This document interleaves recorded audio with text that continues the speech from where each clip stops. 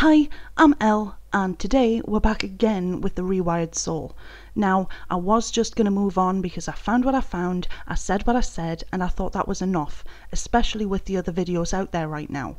However, Chris Boutte decided to upload the worst apology video since Laura Lee had the onions on standby last year. The video was entitled Trisha Paytas, I Apologise, and to be honest, I was expecting a self-reflective video.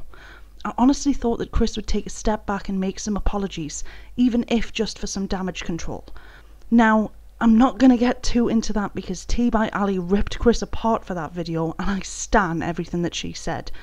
That and, Chris soon deleted that video. The thing is, Chris accidentally supported my last video. The description of his now deleted apology video read, "To Trisha Paytas, I apologise. I now have a better understanding of what you went through. To the viewer's voice, Dustin Daly, Ashley Kyle, Siren Cove, this needs to end." The viewer's voice, Dustin Daly, Ashley Kyle, Siren Cove and Petty Page have unintentionally created a hate mob with what they have done, and although I understand they were just doing what drama channels do, what is happening is not okay. While I do not believe the viewer's voice, Dustin Daly, Ashley Kyle, Siren Cove and Petty Page intended for my friends, girlfriend and mother to be threatened, it is happening and this must be corrected immediately because this is a serious issue, especially in the middle of a new adpocalypse. In the middle of a new adpocalypse. Because the truth is that this is, and has always been, about the money. Chris even repeated that worry in the video itself. I know a lot of you do this as a hobby. I know that, but you are messing with people's livelihoods. Like I said, T by Ali has this video covered, but what really irritated me was this particular line. Now, channels are coming after my mother, okay? Somebody who has been working in the mental health field for 20 years, all right? And that's not okay. This is clearly a reference to my last video, but even though Chris jumped to attack and hurt Nick Snyder, Dustin Daly and Ashley Kyle, and Petty Page, he didn't mention me by name. I was about to make a joke, but really, this is another gaslighting technique. Chris is framed going after his mother in the middle of abusive messages. He wants it to sound like people are sending her abuse. But the truth is that Carrie Randazzo is part of the Rewired Soul, and she can be criticised fairly. But pay close attention, because this whole video was Chris painting a picture that because he wanted to leave drama behind, drama channels attacked, and now he and everyone close to him are being abused. Poor him. He deliberately chose not to mention my video because he doesn't want his viewers knowing why he's really being called out. Since my last video though, more information has come to light. I've said that I hadn't found a single online review of Dr. Carrie Randazzo, but one of you Ellegades did one better and sent me this from 4 months ago when Carrie worked at a facility called Touchstone Recovery Centre. I attended their intensive outpatient programme for 70 days during the summer of 2014. My insurance only covered about half the time, and for the other half I was charged the discounted rate of $100 a day, even though I was unemployed at the time. The group was run by Carrie, who I am aware is not so sober herself. Most of what I can remember from this rehab experience was being told to hold on to my butt cheeks. I was in a group of people who were all men, and although we were supposed to contact each other and use each other for support, I was not allowed to get that support because I am a woman. I remained sober for approximately a month after finishing the IOP program. It is basically a group where Carrie will pry into your sex life and then instruct you to attend a certain number of free 12-step Alcoholics Anonymous meetings. Needless to say, you can save a lot of money by not doing Touchstone's IOP and seeking help out there that is free, either 12-step or otherwise. They will tell you in the group that only 1 in 3 people who go to their IOP remain sober. I doubt that they are even that successful, actually. A program with such a low success rate should probably have a money-back guarantee, but instead they will just blame you, the client, for your failings and instruct you to attend another IOP, or perhaps go inpatient, which is obviously even more money for them. Clearly, places like Touchstone create customers, not cures.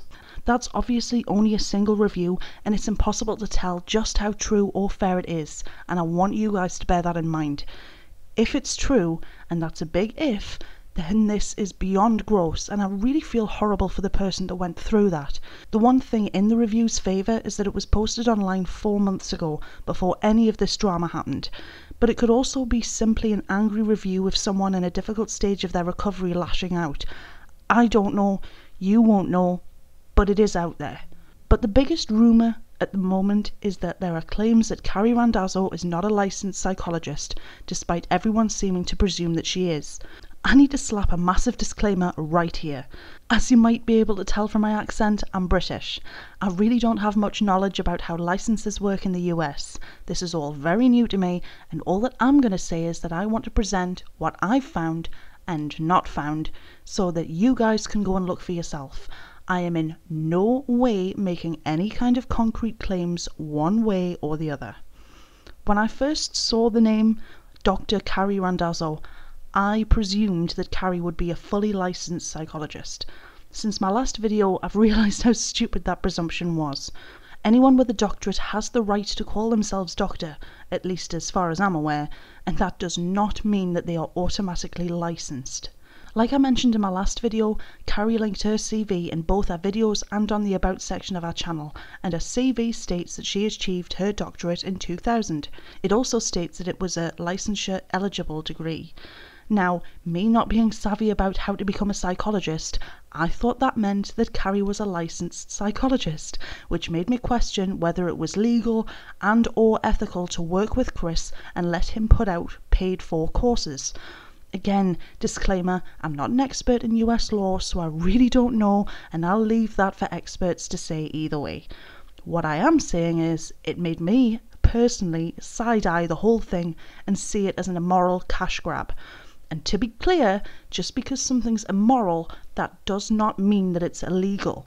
Particularly since my last video, a lot of people have been looking for Carrie's license.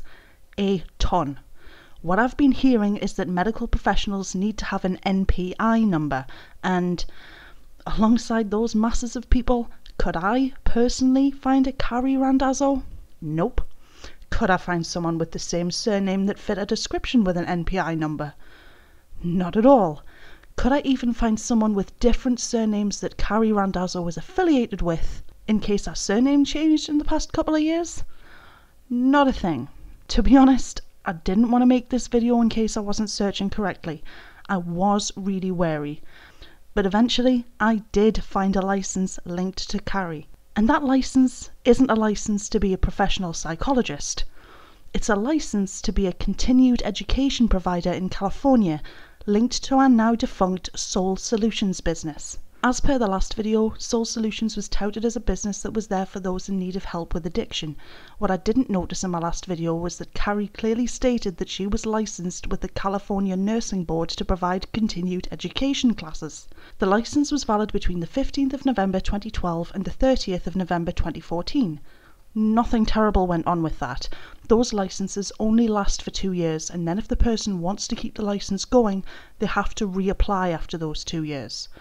You'll also notice that on the license it states previous names Carrie F. Randazzo, PhD, CACCS, aka Soul Solutions. That is Dr. Carrie Randazzo. That is the only license that Dr. Carrie Randazzo has and has ever had, as far as I am personally able to find. At no point can I find any evidence that she has ever been a licensed psychologist. And this is where it gets confusing. In a video titled Prof Psychologist Reacts, Is Jake Paul a Sociopath?, Chris introduces his mother as a professional psychologist, and then Carrie talks about her credentials. What is up, everybody? This is Chris from the Rewired Soul, where we talk about the problem, but focus on the solution. And I am with my amazing mother again, Dr. Carrie Randazzo. Say hi. Hello. So my mom is a professional psychologist. Mom, so today we're gonna be talking about sociopaths and antisocial personality disorder. My mom has a lot of experience, and by the way, I forgot to say this, but I'm out of town right now. I'm not at my good computer, so my mom and I are doing our best to do one take, no editing, just go for it. So, No. But make sure you subscribe because I have a great computer, I do editing and all that, so we're just on the road right now. But anyways, so Mom, I want, like, okay, so the internet has been attacking a lot of people lately, myself, Katie Morton, and about credentials. Okay, can you just explain to the audience a little bit about your experience working in mental health? Like, maybe your degrees, maybe your teaching, maybe places that you've worked. Can you just sum that up? And Oh, okay, I've been working in this field for over, oh wow, it's been 20 years. Dang. 20 years. So I've been a professor. You only look 20 though. Oh wow, I'm like a little older than that. Yeah. But I've been a professor. A professor of what? Of psychology, clinical psychology. Yeah. Clinical director of drug treatment centers. Clinical director? I helped build a drug treatment center inside a boot camp for juveniles, arrested juveniles. Okay. What else do you want to see? That doesn't mean that she's a mental health professional, but I want to read out a couple of comments from that video. One commenter said, "Please tell me if I'm wrong, but I'm confused. Surely your mum's stating that she doesn't think Jake Paul is a sociopath, which is a diagnosis of kind, is equivalent to the criticisms that you suggested could apply to Katie Morton. Surely mental health speculations by a licensed professional, either pro or against, need to be made with the person's consent and after first-hand experiences of the client-patient. What do you think?" And Chris replied with, "It's really about the wording, and my mom and I are always extremely careful about how we word things. For example, there's a difference between 'he's not a sociopath' and 'without knowing him or meeting him, and from what I've seen, it doesn't seem like it.' Also, the whole Katie diagnosing Jake thing was never an issue in my opinion, because in episode 2, Katie basically phrased things in the same way my mother and I do." I mean, I disagree with Chris there, because it's still someone speculating about someone's mental health in public, which feels morally wrong to me. But that's not really an issue, it's just how an individual will personally see it. What's more important is that Chris equates his mother, Carrie, to Katie Morton, who is a licensed professional. That commenter presumed and Chris didn't correct. But in another comment, someone else said, "Oh, never mind. No risk for your mom. She isn't a licensed psychologist through the APA board. She doesn't have anyone to govern her ethics. That makes sense now. She can say that diagnosis is intuitive. It's not.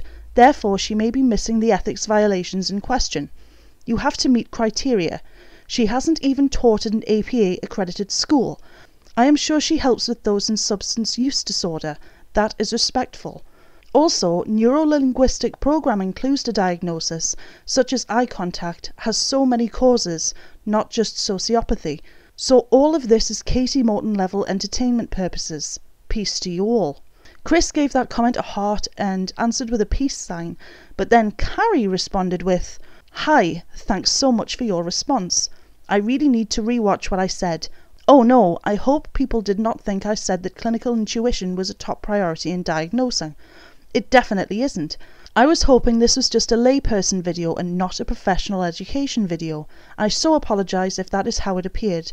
Thank you for your opinion. It really helps if Chris asks me to share on his video again." From my personal reading of that, that seems to be a direct admission from Carrie herself saying that she isn't a licensed psychologist. Chris didn't correct the commenter to say that his mother is licensed, and neither did Carrie.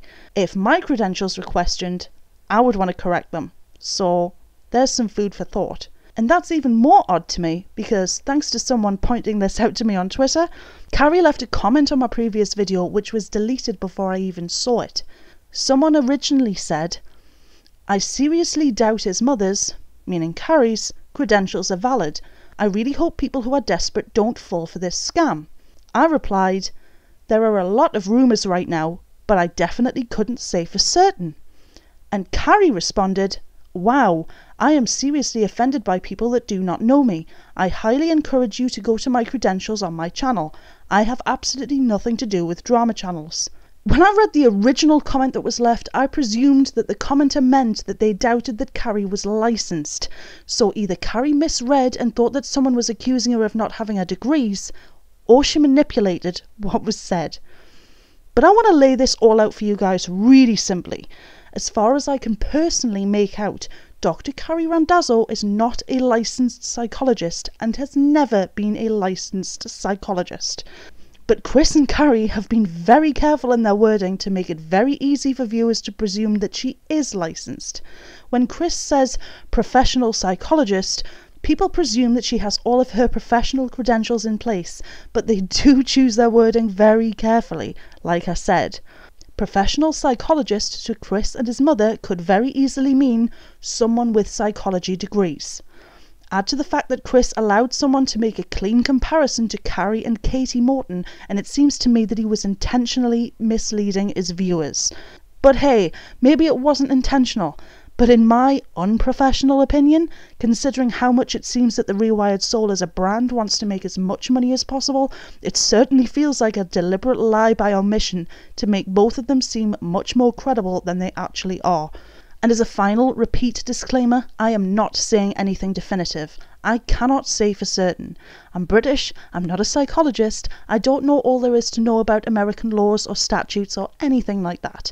I always encourage you guys to go and do your own research. I'm not saying that any of this is illegal. But what I am telling you guys is that you have to be careful. Mental health issues are really important. People with serious issues like addiction or mental illness or anything like that need to be protected. And for the record, I don't like Chris. Of course not. Not with what he's done to my friends. But that doesn't mean that he's not a human being. If I wasn't fair, even to people that I don't like, then my channel would be worthless. If Chris wants to come back and keep his channel going, he needs to be open. He needs to be upfront. He needs to admit the truth and just be transparent.